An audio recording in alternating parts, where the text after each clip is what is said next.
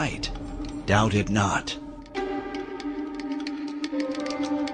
Masons and their critics will likely agree that these words, perhaps more than any other, continue to haunt Pike's memory.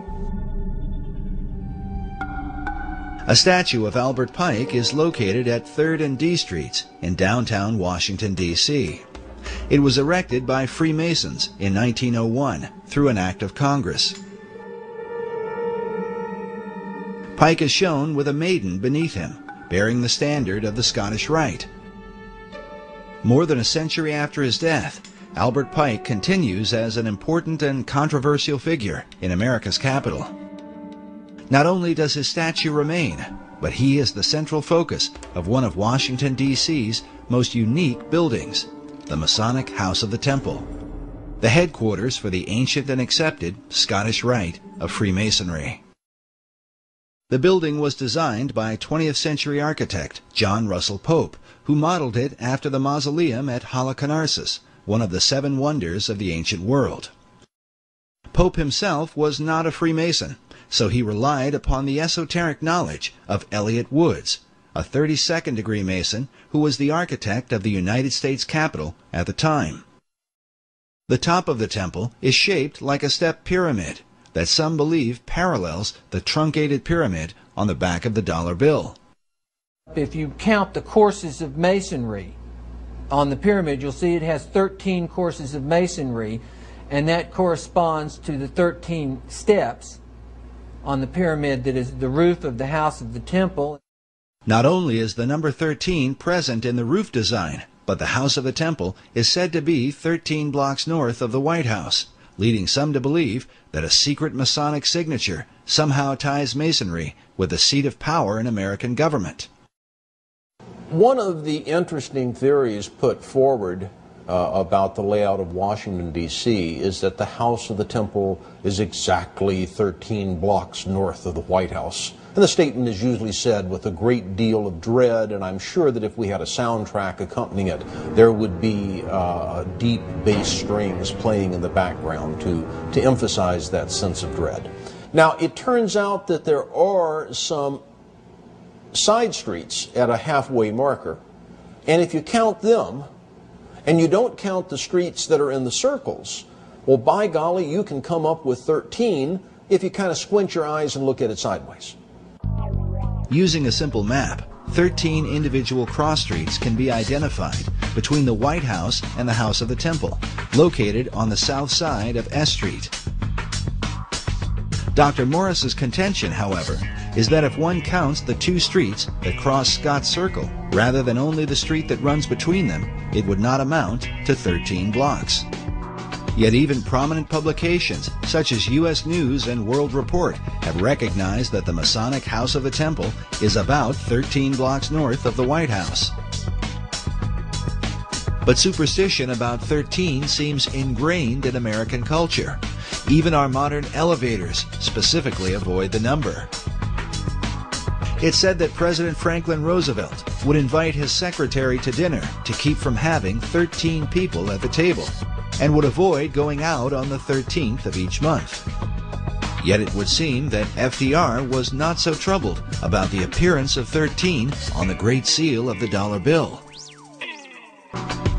13 leaves in the olive branches, 13 bars and stripes in the shield, 13 feathers in the tail of the eagle, 13 arrows clutched in its talons, 13 letters in the phrase E pluribus unum on the ribbon, 13 stars in the hexagram above the eagle's head, the 13 levels to the pyramid, and 13 letters in the phrase Annuit Coeptus, said to mean God has prospered.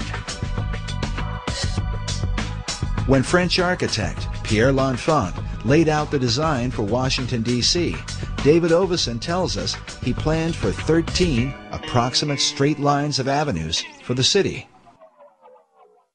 But what does 13 mean in the occult? First, let us consider how those who are involved with mysticism look at numbers. William Wynne Westcott, a well-known Freemason and one of the co-founders of the Hermetic Order of the Golden Dawn, explains that the followers of Pythagoras referred every object, planet, man, idea, and essence to some number or other. The numerals of Pythagoras were hieroglyphic symbols, by means whereof he explained all ideas concerning the nature of things. He goes on to say that all systems of religious mysticism are based on numerals. Some believe the phobia about 13 comes from the Last Supper, where supposedly Judas Iscariot was the 13th person to arrive and then later betray Christ. Kabbalists say 13 represents man's ability to go beyond the zodiac, to ascend above the stars of heaven. With this in mind, consider this phrase inside the Library of Congress: "Too low they build, who build beneath the stars." For Kabbalists, the number 13 is not unlucky, but refers to their concept of God. The word Shekinah represents the manifestation of God's glory. It is taught that the Shekinah glory of God shone in Solomon's temple when it was first dedicated. This picture shows a group of Freemasons reenacting this dedication ceremony. But in the Library of Congress, we are faced with an interesting puzzle, as we find these words painted on the wall: "The true Shekinah is man." But what could all this have to do with the number 13? Biblical scholar E.W. Bullinger writes that as to the significance of 13, all are aware that it has come down to us as a number of ill omen. Many superstitions cluster around it. Unfortunately, those who go backwards to find a reason seldom go back far enough. We must go back to the first occurrence of the number 13 in order to discover the key to its significance. It occurs first in Genesis 14:4, where we read that 12 years they served Chedorlaomer, and the 13th year they rebelled.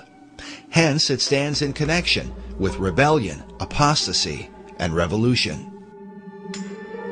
It was when America was made up of 13 colonies that its rebellion against England occurred.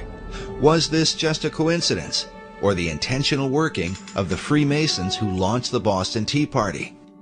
An event commemorated here on the ceiling of the Capitol building.